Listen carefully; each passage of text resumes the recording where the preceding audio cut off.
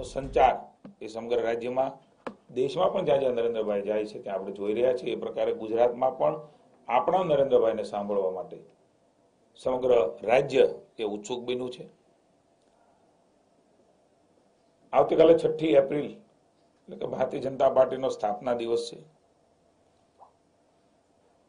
હંમેશા ભારતીય જનતા પાર્ટી પોતાનો સ્થાપના દિવસ એ બૂથમાં ઉજવતા હોય છે.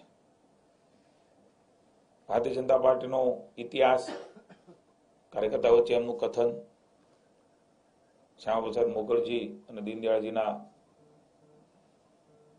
ફોટાને પુષ્પાંજલિ, ખાસ કરીને ઇલેક્શન છે ત્યારે આદરણીય અમિતભાઈ શાહ 6 એપ્રિલ સ્થાપના દિવસ એ ગુજરાતમાંથી લોન્ચ કરવા માટે આવતીકાલે આવી રહ્યા છે. સમગ્ર દેશમાં 6 એપ્રિલ સ્થાપના દિનનો કાર્યક્રમ જનસંપર્ક સ્વરૂપે અલગ અલગ ધાર્મિક સંસ્થાઓ, સામાજિક સંસ્થાઓ, NGO, રાજ્યમાં પણ ભારતીય જનતા પાર્ટી નક્કી કર્યું છે. ભારતીય જનતા પાર્ટીના કાર્યકર્તાઓ એ બૂથમાં જઈને વિશેષ જનસમૂહ એમને મળશે. ભારતીય જનતા પાર્ટીનો ઇતિહાસ એ પણ જનતા સમક્ષ મૂકશે. ભારતીય જનતા પાર્ટીની નરેન્દ્રભાઈ અને વિજયભાઈની સરકારની વાતો એ પણ જનતા સમક્ષ મૂકશે. આદરણીય અમિતભાઈ, આપણે જાણીએ છીએ કે ગાંધીનગર લોકસભાના એક એવા લાડીલા સમગ્ર દેશના ઉમેદવાર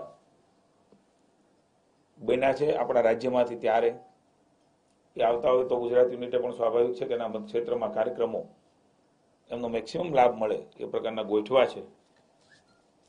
સવારે 9:30 કલાકથી વેજલપુર વિધાનસભા વણઝાર સરખેજ ગામથી એ રૂટ જનસંપર્ક લોકસંપર્ક રાઉન્ડ એ શરૂ થશે.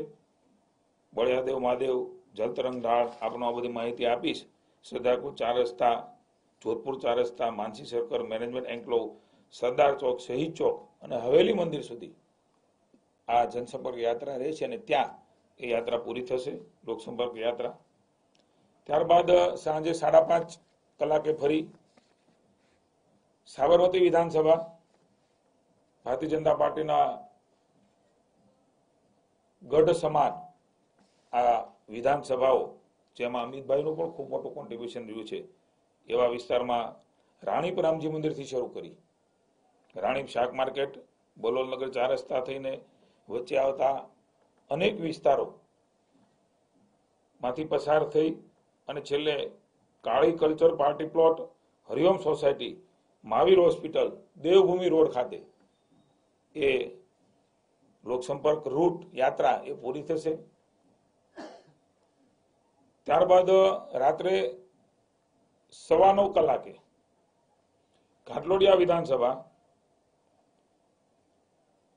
બોપલ વોર્ડમાં વિધાનસભાની અંદર આવતી સોસાયટીના પ્રમુખ સેક્રેટરીઓ, આપણે જાણીએ છીએ કે ખૂબ મહત્વના કહી શકાય એવા લોકો સાથે એક બેઠક એ ભારતીય જનતા પાર્ટી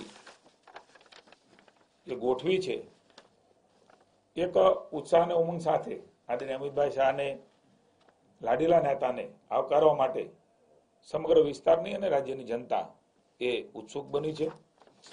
રક્ષામંત્રી નિર્મલા સીતારામનજી